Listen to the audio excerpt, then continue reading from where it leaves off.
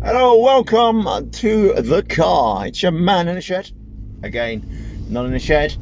Expect this a bit more often now. Now I'm back to work. Gone rogue from the shed.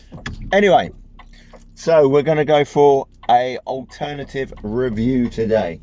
So what we're going to do is we're going to go back to our old friend Billy Shakespeare. That's him, William Shakespeare, quite famous as a writer. Anyway, there's my old mate Gazza. You alright, Gaz? Yeah. See you later, pal. Anyway, that's my mate Gazza. Gary used to come into the pub. He used to be a regular. He'd come in pretty much every day.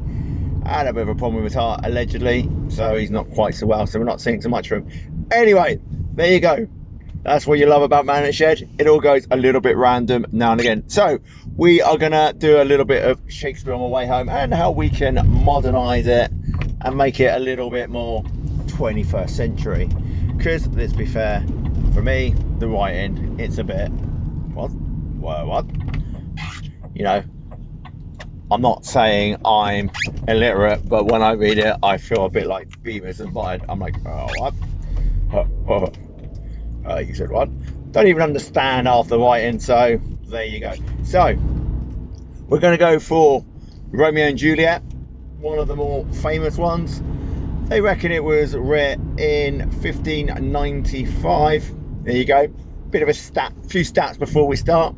They say it could have been written between 1591 and 1596, but the style probably not more the early years, probably nearer 95. I don't know, I wasn't there. A bit before my time, believe it or not. Others will say, Andy, you're a dinosaur, you was around when the velociraptors were here. Well, I don't think I was, but there you go. Anyway, so that's me waffled on now for at least 2 minutes. Get into it, Andy, I hear you say. As if that's ever going to happen. Anyway, so Romeo and Juliet, let's go for 21st century. So we're going to imagine they live on a council estate in, I don't know, any town in any country, doesn't really matter. So I can't imagine there be twas forth and all that malarkey, whatever they go on about. Can't say I've ever read it, don't really know what happens. The only bit I really know about is it's a boy meets girl and they fall in love, and eventually I believe it's a tragedy that they both die. And we're going to have that ending still, so don't worry, we're not going to change it too much because I don't really know the story. Let's just make this shit up as we go along. Anyway, so they're out clubbing like you do. Let's imagine we're not in 2021. Let's go back a few years. We will not make it 2021. We'll make it either, I don't know, let's go 2025. So pandemic's over, world is back to normal. So Juliet, it's called her Julie because it's quite a similar name.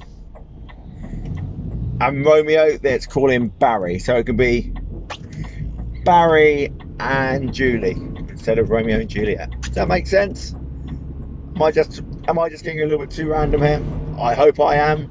It's supposed to be like that. Anyway, so Barry is a bit of a lad, bit of a stranger, weird bloke. Goes out, he's out on the pool, he's put on his Brew or his Lynx Africa, trying to pull the ladies. He sees young Julie over the other side of the dance floor with her bleach blonde hair and oh my god, Chardonnay, oh my god type. You know the type. She squeezes into a dress which is about 3 sizes too small. But there you go. That's how you like them. Little bit of a rounded love because, we don't want her to be too stick thin. Anyway, she lives in a tower block. Of course she does. Why wouldn't she? And she's a bit of an ongie. If you don't know what an ongie is, it's one of these oh my god type people. They spend more time on Facebook than they do doing anything else. putting on way too much slap-on makeup, making herself to look a little bit of a tramp. But let's not worry about that. And then you've got Barry. Did I say Barry? I think I said Barry. Barry is a bit of a lad. He's out with his mates. You know, he's not the most confident, and he sees the girl and the other side of the dance floor. I think I've already done this bit. I'm repeating myself, but you know, we're trying to build a bit of tension in people. Music's playing, you know, way too loud. So Barry's like, yeah, do you want to go out the back? And she's like, oh my god, come on then. So she grabs him by the arm and she basically rips his shoulder out as she drags him into the back area where the music's not so pumping. And they get to chatting. Where are you from then? So you look really nice, you do. She's like, oh yeah, I'm no like it. And like, obviously we do have to insert a few 4-letter words here, because I'm sure, being that we are now talking about someone from off of the suburbs, they're going to be swearing away. You know, we've got basically a couple of teenagers here, just about university age, because they can get into the clubs. He probably thinks he's some sort of stud, you know, and probably hoping that she's some sort of lady in the street, but whatever in the bed. Not that it would be any good to him, because, you know, as soon as she takes her clothes off, that's it, he's done. Anyway, there you go. So, anyway, they've met up. The parents disagree with them getting together. They don't like each other. The parents, that is. They don't. His parents don't like Julie, and Barry's. So Barry's parents don't like Julie, and Julie's parents don't like Barry. And they're like, oh no, you can't see him. He's a bit of a lad. Oh no, you can't see her. Look at the way she slaps her makeup on. What are you thinking, son? So they dislike each other. They're like, right, we forbid you from seeing her. Yeah, right. You tell me that you're going to tell your 18-year-old, oh yeah, we don't want you to see that girl. And it's like, oh, okay, Dad, I won't do it anymore then. It ain't going to happen. So Romeo and Juliet, they still meet up. What are we going on now? 7.5 minutes, and I still don't know what the bloody hell I'm going on about. But there you go. That's one of the things they do say is, look, when you're doing a video, make sure you get straight to the story. Well, we got straight to the story. We are recreating Shakespeare. You know, some say the greatest Wordsworth ever in the history of the English language. Yeah, whatever. He just made shit up. Let's be totally fair, honest about it. All he did was, right, there's not a word for this. Well, let's just make a word up then. What else can we call road? Right, let's think. And then he'll just make something up. Doesn't have to be road, it could be anything. And that's what he is. He's basically a charlatan who got away with shit because no one had a word for it. And they're like, oh yeah, that makes sense. Even nowadays, you know, if you use a word long enough, it will make its way into a dictionary. So I'm thinking, you know, let's make some random word up. Let's think of a word. Let's get it in circulation. Let's make it so bizarre. It's like, so okay then, what does that mean? Don't know, it's just what everyone says. You know, you get that, don't you? Every now and again they're like, oh yeah, you're bad, you are. Well, I mean, I'm bad, I'm not bad, I'm quite a nice person. No, it doesn't mean bad, it means good. So you're telling me that bad means good. Okay. Anyway, so that's getting away from the thing.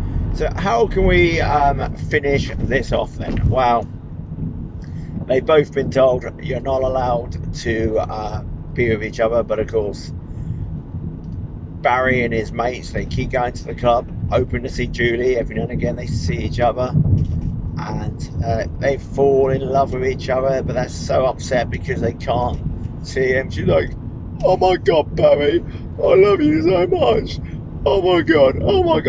And she's like, yeah, Julie, you're really nice. Yeah, I really like you. Anyway, again, you know, the parents don't want them seeing each other because she's a bad influence on him and he's a bad influence on her. And also, how's she going to be able to look after her little brother if she's out with Barry? And don't she know her mum, who lives in the council estate with her, she needs her to go out of work and get a job, because it ain't any good. All this, I've got a boyfriend. No, you need to look after Sharon, because Sharon is only 12 and she needs looking after when I'm out down the pub. So you need to stay here and you need to stop going out.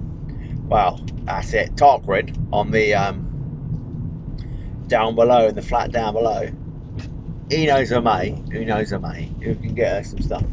And she's so pissed off. She's like, right, that's it, I'm gonna screw you, mother. How dare you tell me I can't go and see Barry, and I gotta look after Sharon so that you can go down and shop down the pub and get yourself bladdered. What I'm gonna do is I'm gonna start taking these pills, and it's gonna make me feel happy, and I'm gonna be much better for it. And by the way, this is not me saying you should do drugs. Do not do drugs. Drugs are not good, and they are not the answer. This is just me coming up with some stupid story about some bloke called Romeo and some girl called Juliet. Okay, I am not in any way saying drugs are good, because drugs aren't good. The only drugs that are good are your medicines, which help make you better. A bit of insulin for diabetics like myself. And also the vaccine, the COVID vaccine. Take that. Quicker we in this country and then the rest of the world have taken it, the quicker we can get back to normal. And then my Romeo and Juliet story can actually happen. Because without that, poor old Barry and poor old Julie, they're not going to meet. And then this story doesn't make any sense, because it's 2025 and we're still in lockdown. It's now lockdown 104 because these people haven't had the COVID vaccine. By the way, this make it so that Sharon and Julie's mum, she's had the vaccine. Her nan's had the vaccine. Barry's parents have had the vaccine. A little bit too early yet in the story. No, I suppose they would have had the vaccine. Sharon can't have the vaccine though, because Sharon is, what did I say she was, 11 or 12? So yeah, it's a bit before she can have the vaccine. But her parents have had the vaccine, brother and sister. As soon as they turned 18, they got the vaccine. So everyone's been vaccinated, because let's not ruin the story by everyone being in lockdown 104, like I say. So everyone's had the vaccine. We are back to normal. I think we might have said that a little bit earlier. That's why it's 2025, so we can be as close to back to normal as possible. Goes on a bit this, doesn't it? Anyway, not as much as Shakespeare, some would say. I did have someone say to me, oh yeah, but it's a lovely story. I'm like, is it though? Seems a bit boring to me. But anyway, we're gonna carry on.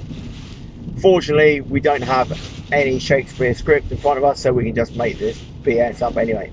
So anyway, Tarquin's mate, who knows a mate, gets her some special pills, and she starts taking these pills.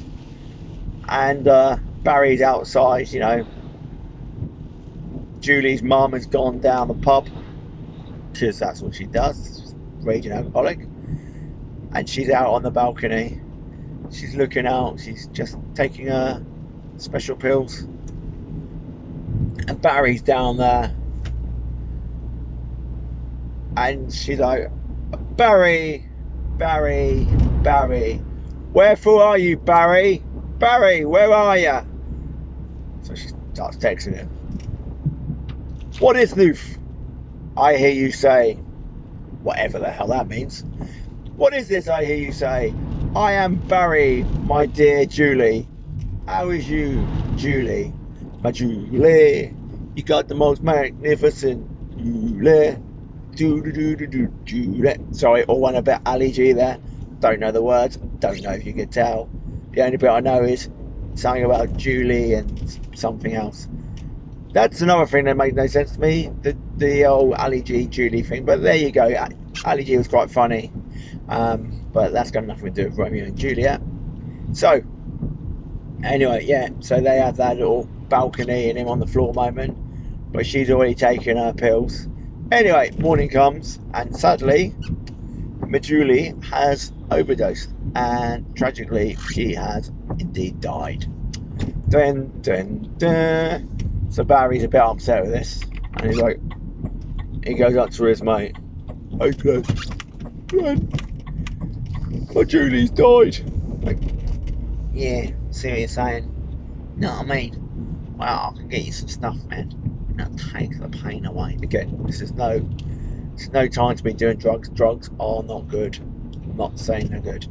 So he snorts his cocaine, takes a bit of heroin, does a bit of morphine, insulin, lots and lots of different drugs. It ends up, he dies. Because what we need to do is make sure the endings are similar. And in the end, they both go into the crematorium and they join each other, hopefully in heaven, if that's what you believe. Otherwise, they get burned. Anyway, there you go. That's me alternative version of your Romeo and Juliet. Barry and Julie. Yeah. Obviously, it had a side part of Julie's mum. Obviously, she was a single parent because, you know, we can't have them not being. Tarquin, obviously, we had to have our token racial slur in there because why wouldn't you? Barry was a bit of a doofus, and his friend Glenn. Don't know where Glenn came from. Don't know why we chose the name Glenn. Not exactly the most common name, is it? Now you get quite a few Barrys and Glens nowadays, do you? In fact, I did have someone that's in middle school, I believe, and his name was Glenn. Didn't like him. Why would I? You know, everyone at school. Don't remember, yeah. Don't really care. So if you do see this video and you think, oh yeah, I remember Andy, I liked him, I can honestly say, probably didn't like you. Why would I? What was there to be liked about you? I've just got older and grumpier with age. You know, all those friends out there who think, oh Andy, he's a nice guy. No, he's not. Not a nice guy at all, really. You know, oh, we like him. Yeah, do you know? Like I care. So anyway, before this gets too depressing in the end, we're going to call it a day there. Hope you have enjoyed this. Please remember to like, subscribe and share. Or share and subscribe, whatever way it goes round. Doesn't really matter, does it? All means the same. You can even subscribe and share and like if you want. I don't care. It's up to you. However you want to push the buttons, you do that, people. But just make sure you give us a thumbs up, give us a share, and give us a subscribe. Put my teeth back in. It was going a bit slurred there. But if you could do that, that would be absolutely amazing. And before you get going, you're thinking, hey Andy, man in the shed, in the car. Man in the car, how are you managing to drive your car so magnificently and so brilliantly, and still occasionally look at the camera, but we're going to see your gorgeous dark hair. That's another thing, by the way. I did notice there was a little bit of grey coming through, and that's not good because it's at least another 2 weeks, 3 weeks until I get my next haircut. So what the hell? This isn't on. You know, the reason I go for a haircut is 1, to trim this magnificent mane of mine, and 2, get rid of the grey. And if the grey's still coming through, what the hell? We're not going to start dyeing it because we're not one of the ladies and we don't want any of that. But anyway, there you go. That's another tale for another day, and I'll bet you're all thinking, hey Andy, I'm really glad you told us about your hair. That was amazing. Yeah, well, there you go. Anyway, this has been your man in the shed, in his car, Andy P. Hope you're all well. Stay safe. And if you've got a chance to get the vaccine, then please do make sure that you get the vaccine, because the quicker we're all vaccinated, the quicker the world is vaccinated. It's more important that the world is vaccinated before you go on a stupid holiday to somewhere and start spreading this bloody virus again. Think, people, we do not need people spreading coronavirus anymore. Quicker the world is vaccinated and we can move on, the better. then you can go wherever you bloody want on your holiday. But until then, let's stay safe. We're all in it together, allegedly. Some obviously with a little bit more money than others. But there you are. Don't, like I said earlier, do not forget to like, share and subscribe. You know, I'm trying to get myself 1,000 subscribers. That would be amazing. I know that nearly 80% of my viewers are from abroad, so that's amazing, and it's lovely that you actually tune into this random rubbish, and I do absolutely appreciate it. I am just some strange lad in a shed generally, or car as it is today. I hope you're enjoying the GIFs we're putting on there, GIFs, whatever you want to call them. I think that adds a little bit more sparkle, a little bit more fun to it, or a little bit more professionalism, and you know, we don't have too much of that, but it does sort of make the videos a little bit more interesting, I reckon. Certainly adds a bit more of a laugh to it. But there you are. Soundtrack today is the sound of the road. It's nearly summer here now, and the weather's still rubbish. It's still pretty chilly, but there you go. Anyway, I have been your man in the shed, and I think I've said this for about 5 times now, but I am actually going to leave you. I'm nearly home, actually. I'm only about 5 minutes now from home. Going out for dinner tonight, that will be nice. But like I say, nearly home. This is Man in the Shed, Andy P. Salute. Hope you're well. Stay safe. See ya, pals.